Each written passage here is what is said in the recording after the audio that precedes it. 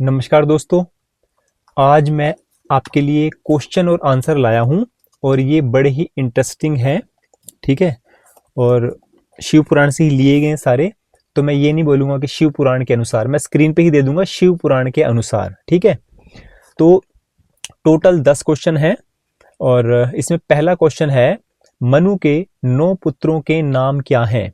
मनु, ये मनु वही है जो संसार के पहले स्त्री और पुरुष थे, मनु और शत्रुपा, है ना। तो मनु के पुत्रों के नाम क्या है? इक्ष्वाकु, शिवी, नाभाग, धृष्ट, शर्याति, नरिष्यंत, नाभा, करुष और प्रियव्रत, ये 9 पुत्र थे। ठीक। दूसरा क्वेश्चन है, सोम के पुत्र का क्या नाम था? तो इसका आंसर है पुरुरवा। तीसरा क्वेश्चन है, उर्वशी के पति का क्या नाम था? तो इसका भी आंसर है पुरुरवा। चौथा क्वेश्चन है, चैवन ऋषि की पत्नी का क्या नाम था? तो इसका आंसर है सुकन्या। यहां जो मैंने चैवन नाम लिया ना, चैवन ऋषि, तो जो आप अपने बच्चों को च्यवनप्राश खिलाते हैं ना, चमनप्राश भी बोल देते हैं, च्यवनप्राश भी बोल देते हैं, तो वो इसी ऋषि के नाम पे पड़ा है। इसकी भी एक बड़ी इंटरेस्टिंग कथा है, वो मैं आपको फिर कभी सुनाऊंगा। फिलहाल जो है चैवन ऋषि की पत्नी का नाम सुकन्या। पांचवा क्वेश्चन है, इक्ष्वाकु वंश में अयोध्या नगरी का राजा कौन था? अब सारी दुनिया या सारा भारत तो यही जानता है कि भी अयोध्या नगरी के एक ही राजा हैं, श्री रामचंद्र जी, और उनके पिता उनसे पहले राजा दशरथ। लेकिन यहां आता है नाम विकुक्षी, जो कि सबसे पहला राजा हुए थे, और इन्होंने कुछ पाप कर दिया था। इन्होंने श्राद्ध करते हुए ना, अपने पूर्वजों का श्राद्ध कर रहे थे, तो इन्होंने खरगोश का मांस खा लिया था, है ना। तो इस वजह से इनका त्याग कर दिया गया था इक्ष्वाकु वंश से। अब छठा क्वेश्चन यहां आता है, कामधेनु गाय का वध किसने किया था? कामधेनु गाय कौन सी? जो रामायण में कुलगुरु थे ना, महर्षि वशिष्ठ जी, उनके पास कामधेनु गाय थी। तो उस कामधेनु की हत्या किसने की थी? ये मुझे नहीं पता था, लेकिन यहाँ इसका आंसर आया है राजा सत्यव्रत। अब सत्यव्रत का पुत्र जो था वो था विकुक्षी, है ना। हाँ, तो सातवां क्वेश्चन है, महर्षि वशिष्ठ जी ने राजा सत्यव्रत को क्या श्राप दिया था? वही उन्होंने खरगोश का मांस खा लिया था, कई जंगलों में जाके वो दूसरे जंगली जानवरों को मार के खा जाता था। तो जब कुछ नहीं मिला जंगलों में, तो उन्होंने वशिष्ठ जी की गाय को ही पेल दिया, वो गाय को ही मार के खा गया और उनकी बच्चे को भी खा गया था। तब महर्षि वशिष्ठ जी ने श्राप किया दिया था त्रिशंकु होने का। अब यहाँ त्रिशंकु क्या हुआ? मतलब 3 पाप किए थे, त्रिशंकु मतलब 3 पाप, इसलिए त्रिशंकु नाम दे दिया था और श्राप दे दिया था। मतलब वो तड़पता ही रहा सारी जिंदगी ना, जब तक जिया।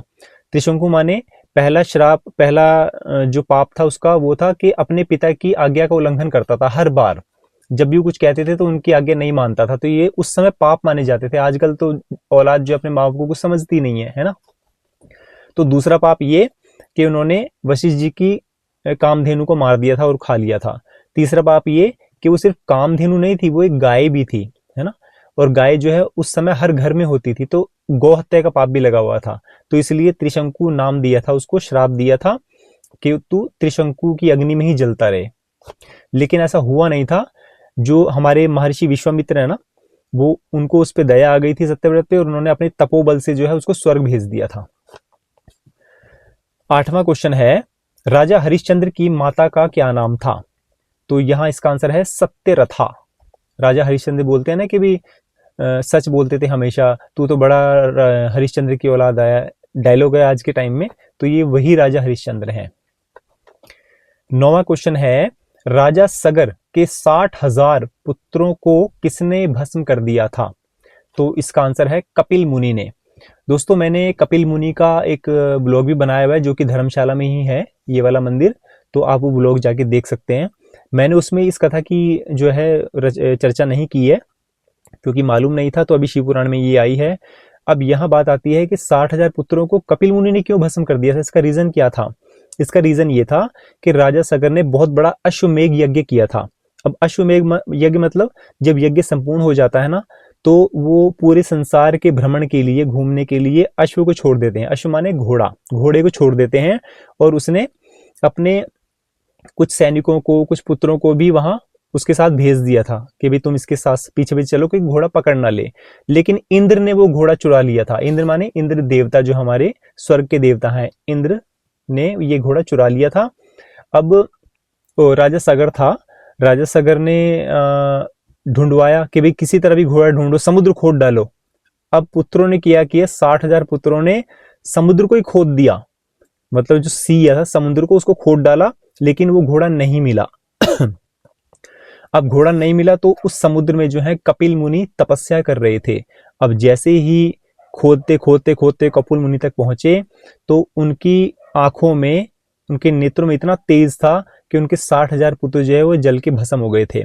केवल 4 पुत्र बचे थे। उन 4 पुत्रों के नाम मैं आपको बता रहा हूं। हर्षकेतु, सुकेतु, धर्मरथ और पंचरथ, ये 4 पुत्र ही बचे थे और इन्हीं से राजा सगर का वंश जो है वो आगे बढ़ा था। ठीक, हाँ, तो आ गया 10वां और आखिरी क्वेश्चन। ये क्वेश्चन मुझे बहुत अच्छा लगा, हालांकि मैं ये पूरा कर चुका हूं लेकिन फिर दोबारा जरूर जाऊंगा। यहां शिव पुराण में गांव का नाम आया है कलाप। कलाप गांव कहां है? तो इसका आंसर है, इसके 2 आंसर हैं, बद्रीनाथ के चमोली जिले में और दूसरा आंसर है किन्नौर में। किन्नौर में भी कहां? कल्पा, कल्पा एक जगह पड़ती है वहां। अब इसमें जो बद्रीनाथ का चमोली जिला है ना, वहां पे 2 राजा जो है वो तपस्या कर रहे हैं पर्वत पर, और राजाओं के नाम है राजा मरु जो कि सूर्यवंशी थे, सूर्यवंश के राजा थे, और राजा देवापी जो चंद्र वंश के राजा थे। अब ये 2 राजाओं की भूमिका क्या है?